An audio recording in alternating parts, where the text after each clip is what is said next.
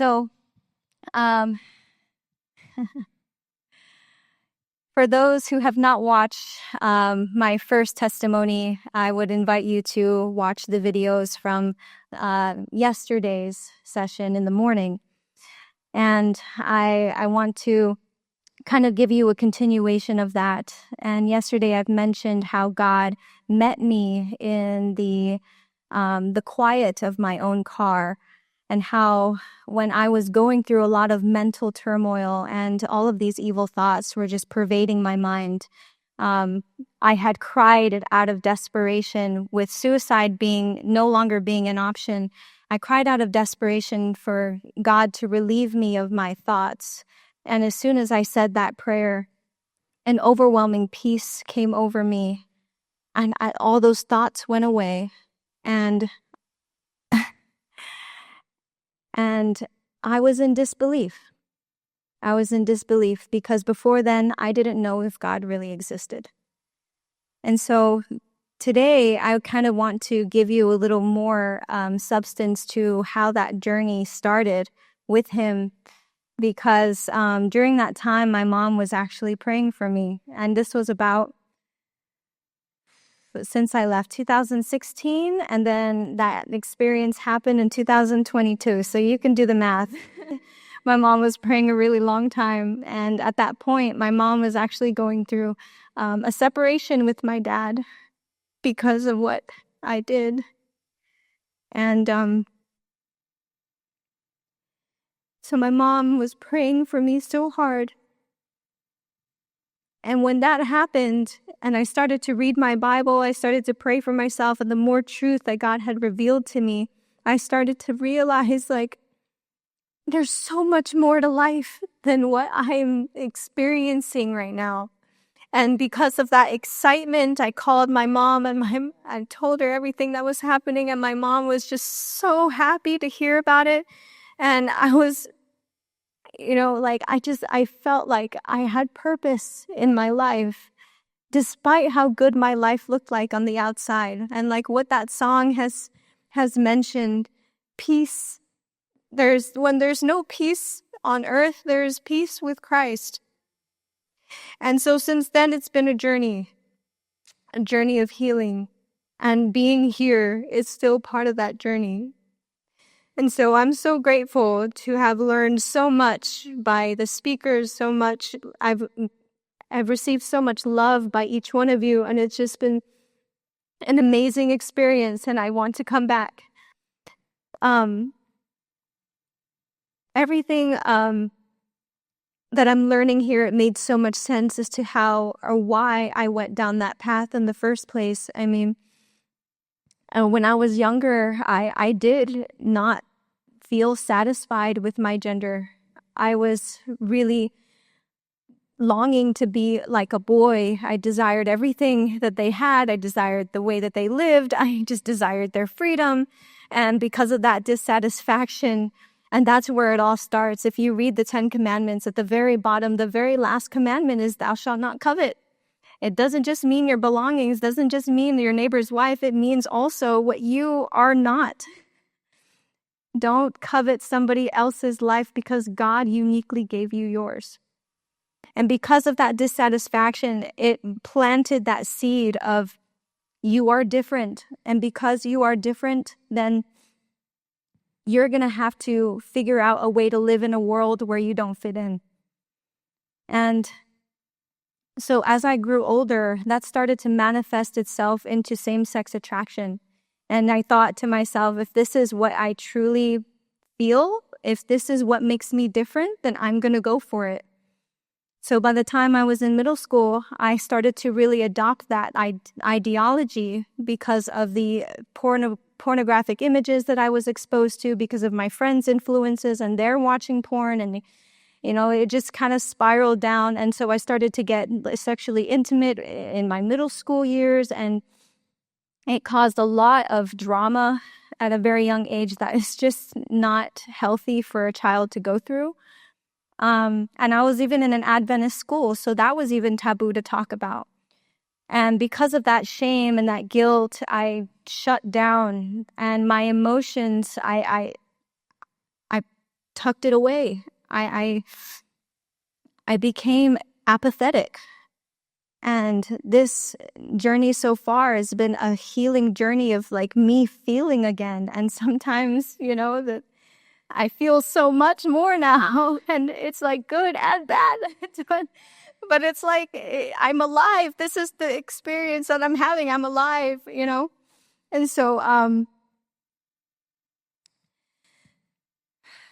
so by the time I got through high school, there was a moment when my parents, after they found out, this is where things started to really shift, because when my parents found out, and I implore you, parents, really, that what we're learning here, especially by Dr. Hamilton, really check your own hearts for what you say to your children from when you find out this happens, because what really drove me into this lifestyle was when I heard the words, "How do you think this is going to make us look?" And that revealed the faulty foundation that we were on. And because of that, I said, okay, I don't care anymore.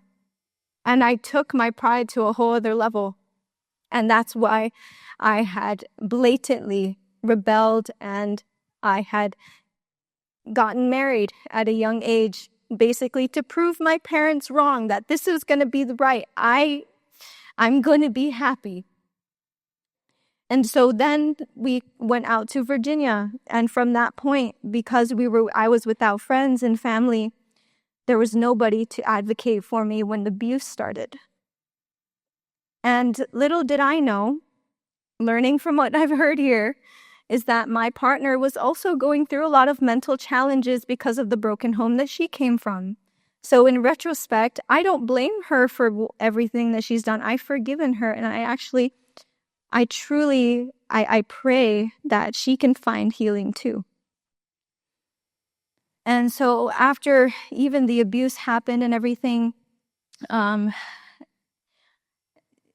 when we finally got divorced and I got into a new relationship, about 4.5 years worth of time with this woman, she and I, we developed so much connection, and if anything, she was like a friend to me. Like she and I were good friends. Like we would talk, but there was still like that. There was still that dissatisfaction. There was still that distrust, because also she came from a broken home, and our morals clashed because of our different religious beliefs. And so I didn't know how to handle those things very well, and then therefore we remedied it with a lot of drugs and polygamy and partying and just everything that the world does, and still found ourselves completely empty and not understanding why we were both so miserable. But throughout this time, it was very interesting. I told you the way that I started reading my Bible was because she was the one who prompted me to buy one. And what was very interesting during this time was that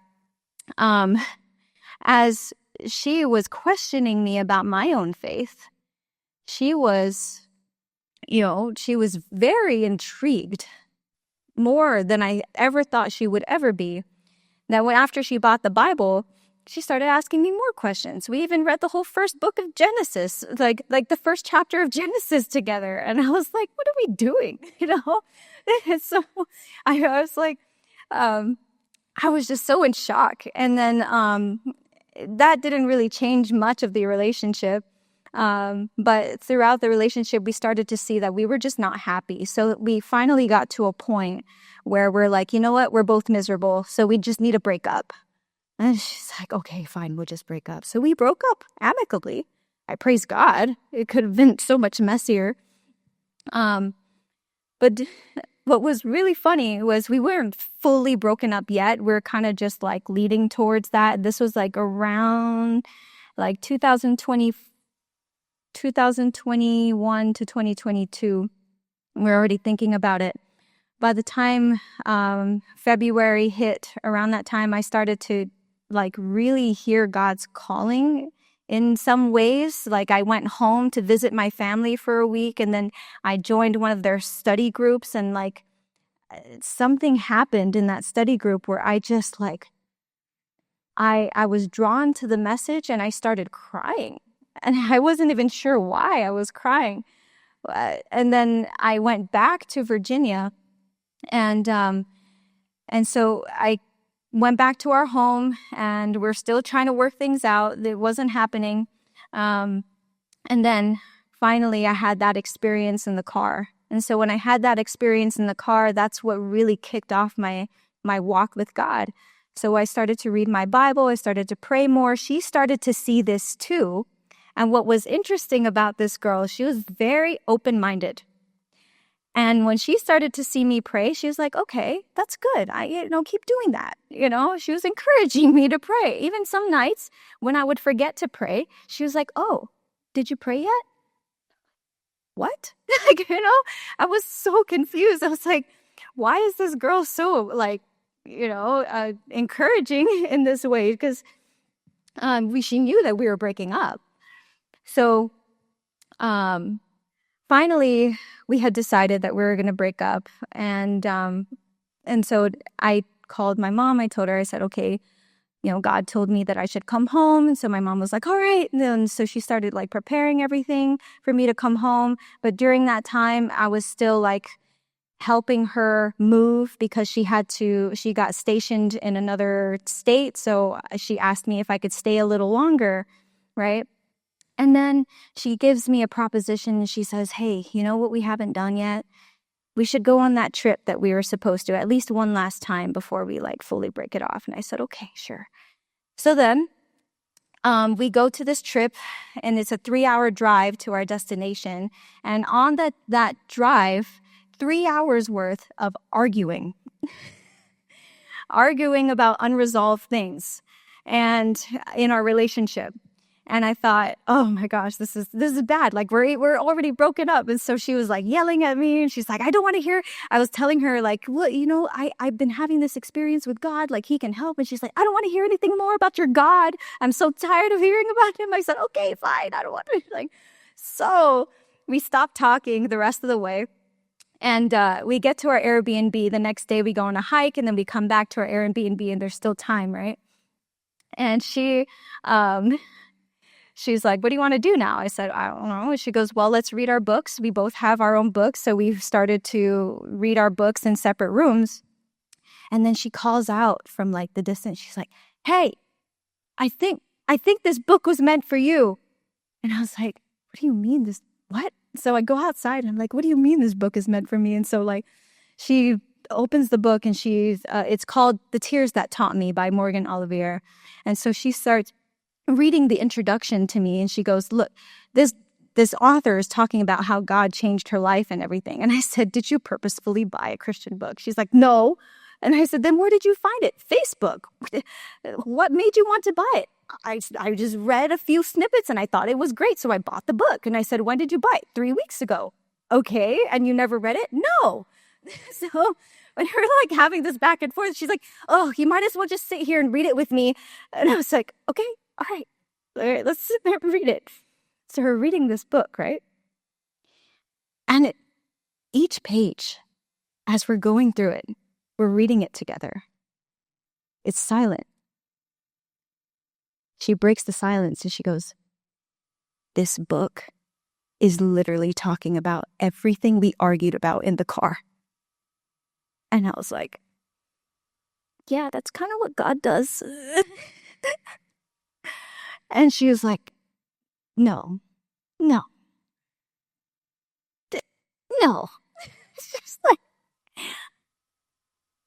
She's like, what is this? Is this joy? And I said, I don't know, is it? And she's like, I feel like I can heal from this. And I was like, yeah, we can. And I was over hills. I was like, what just happened? I go outside. I'm like, what just happened, God? Like, what? And then it's been a crazy ride since then. So we continue reading the book. She's like, oh my gosh, we need to show this to our friends. They need to read this. And I'm like, okay. So we come back to the house, right? We drive back down. And then I watched this documentary, right, called The Days of Noah. And, I'm just watching it on my own. I said, hey, I'm going to watch this. Is that okay? She's like, yeah, that's fine. So she's in the living room. Mind you, we have an 82-inch TV, so you can't really not see what's on there. And so she's like in the kitchen, and I'm watching this thing, right? And the next thing you know, it's like it's opening up with the story of Noah in like cartoon version. And it's talking about the, Genesis and how everything was created and how sin got into the world and all this stuff, right? And so then I see in the corner of my eye, she starts walking over to me and she sits right next to me and she's like, and I was like, okay, like what's happening? And she grabs the remote, she pauses it, she's like, what is this? And I was like, it's the days of Noah. And she's like, no, but why does this make so much sense? This is happening right now. Like right now. And I'm like, yeah, that's what the Bible says. She's like, I need our friends to come here. I need them to watch this. I need a second opinion because this makes too much sense. Like, and I was like, it's like a baby opening her eyes for the first time. And I'm like, what in the world is happening right now?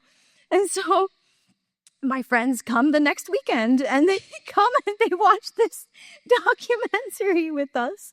And she pauses it again. She goes, guys, what do you think? And our friends are like, yeah, it's Noah. Because they're like Christians too, but they don't, follow Christianity. And so everyone's just awkward and I'm like cheesing and she's like, what? No. And so it's just so funny how God works. You know what I mean?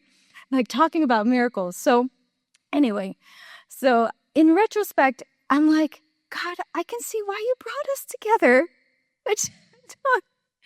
And to this day, she's still not Christian, guys, but she definitely needs prayer because, man, the Holy Spirit was really working in her. And so I kind of wanted to give you that little aspect of like what happens when parents, you pray for your kids, miracles happen. And that miracle could not have been formulated or fabricated, okay? So, and to this day, like I still have a pretty good relationship with her. And we're kind of friends, but she still is on the edge of it because she's like, no, I don't really want to subscribe to whatever it is that you believe. But now she believes that there's a God. She just needs a little push, a little guidance, more guidance. And so now, being back home was a whole different story because even though all those good things have happened, now I have to deal with my family's mess, the situation that I had left my family in. And my parents separated, weren't sleeping in the same bed. There was a lot of drama that happened between then and now, and or then and the time that I came back home. So my parents, they were shocked to see how drastically I changed in such a short amount of time. And my dad was in disbelief. He was like, who are you? What did you do with my daughter? My mom and my dad, they were still at odds with each other. But as God started to change me, I started to really read his scriptures. And, the scriptures really does cut to your heart, you guys. Especially when, you're told that he who does not bridle his tongue, his religion is useless, as your parents are arguing in front of you, yelling at your face, and you're like, bridle their tongue, God, So God has really been helping to change that about me. And the more that I started to change, the more my parents started to change. And the more that my parents started to change, my brother and sister started to come around. And now that it took a while, it took like a year or something, but now my parents are sleeping in the same bed again, and their love is being renewed. My brother and sister and I have never been closer, ever in our lives.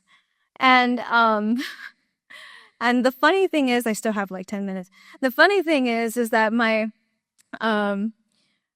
ex, she randomly was messaging me saying like, hey, I'm coming to Guam for a night. And I said, okay. And then she goes, do you want to go for dinner? I said, whoa, wait. Let me pray about this first, because I don't know if this is a good idea. So this was a year and a half after I had left Virginia, or left her. And so I prayed. I said, God, this is what you really want. And so she was telling me, she said, look, if we're gonna meet for dinner, I'm actually gonna be on base, so you'll have to have base access to come and get me. And I said, I don't think that's possible because I don't have any access. She's like, well, it's okay if you can, no pressure. I said, all right, well, let me pray about it, okay? If he really wants me to meet you, then I'll pray then he'll make it happen. So I prayed. I said, God, if you really want me to see this girl, please make transportation easy. So then, the day that we're supposed to meet, she messages me again. She goes, hey, I found out that we're going to be staying in one of the hotels called the Hyatt. And I was like, that's 2 minutes away from my house. So like, all right, God. And so I was like, God, it would be really funny if you had allowed her to stay just say up until Friday, because it was a Monday that we were supposed to meet. If you have her stay till Friday, and so that she can come to our Bible studies, that would be really cool. It's up to you. And then she messages me that same day, and she goes, hey, so my plane just broke down. I said, wait, what? And she goes, yeah, we're stuck here 3 to 5 days. And I was like, oh, really? 3 to 5 days? And she's like, why are you, And I was like, yeah, I kind of prayed about it. And she's like, no, you didn't. I said, I did though. And so she was like, oh my gosh. She was like, no. And she's like, it's not even guaranteed. I was like, if you stay past Friday, will you come to Bible study with me? And she goes, it's not even guaranteed that I'll be staying past Friday. I said, but if you are though, will you? And she goes, I have nothing better to do, so I guess. So long story short, she didn't end up coming because some drama as well. But she did end up staying longer. But that night that I met her, she was in shock from how much I've changed. As we were sitting across from each other, she couldn't believe the countenance that I had, the peace that I had. My sister even corroborated when she was sitting next to me, and my sister goes, you think you're shocked? How about me? My sister said, I've seen this girl through so many phases, and this is the craziest one yet. And so, like, it was just such a testament to see how much God has grown me just by allowing somebody in my life who's known me for quite a while to see how much has changed about me. And before, I was so anxious about the future, and now so much peace. Like, she was so shocked at the fact that I was so excited about uncertainty. She was, oh man, God bless her. And so I just love the way that, God works and how he allows us to be a testament for him. How we are literally a walking sermon of how much the power of God can transform lives. And so, fast forward to today, I did mention, there was a point where I did try to date someone, a guy, that didn't end up working out because the kind of person that I am, I like to jump into things a little too fast because I'm a doer. But God has definitely is teaching me how to slow down and bring it back. But and so during that time, that year of dating this guy, it wasn't a good experience. It was very unhealthy. But God has taught me a lot through that. He has taught me in my mistakes that there is something better to look forward to. And I really appreciate the grace that he has given me, because the more that I learn how to trust him and not go by my own understanding and my own knowledge of things, he, in that process, he gave me someone so much better than I could even imagine. And through that, like, God is having to correct my view of love, my distorted view of love that I have learned growing up. And because, it's still a journey, it's still a process, and I'm still healing, but I'm enjoying every part of the healing despite how painful it is. It's because through that pain, I was able to understand what was wrong, but to look forward to how everything can go right. So, my encouragement to you guys today is that, God, he knows exactly who you are. He knows exactly how you work. You're his child. He created you. He knew you before you were even formed in the womb. And he says, my child, like, I am going to hold your hand and I'm going to walk with you. And I had to learn that the hard way, because I was given very stern, very, I would say, I was disciplined in a way that was not very loving. However, I've learned more and more that even the people who have hurt me in the past, they too have been hurt by so many people. They too are still trying to experience and to learn how to love. And that's what real forgiveness is when we can look at the people that have once wronged us and see them for who they really are and how much they lacked love in their life. And in my story, homosexuality is not a death sentence. Homosexuality was a step towards the wrong direction. And because of that, I'm now able to experience empathy for people that I wasn't able to experience before. And now God is helping me to understand who he is by the people he puts into my life. Because it's through his forgiveness, for his love, his mercy, his grace, his justice, but with more grace, more mercy, and more love, that we, as the individual person, are not the only ones healing, but we're also healing others in the process. So,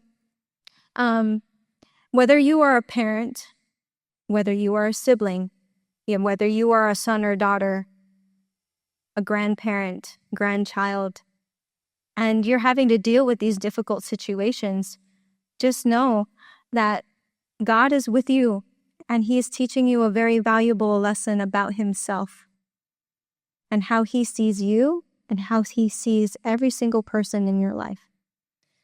And so, with that being said, I just want to leave you with a verse that rang very true in my life, and it is Psalm 103, verses 2-5. And it says, "Bless the Lord, O my soul, and all that is within me, bless his holy name. Bless the Lord, O my soul, and forget not all his benefits, who forgives you of all your iniquities, who heals you of all your diseases, who redeems your life from destruction, who crowns you with loving kindness and tender mercies, and who satisfies your mouth with good things, so that your youth may be renewed like the eagles." Thank you very much.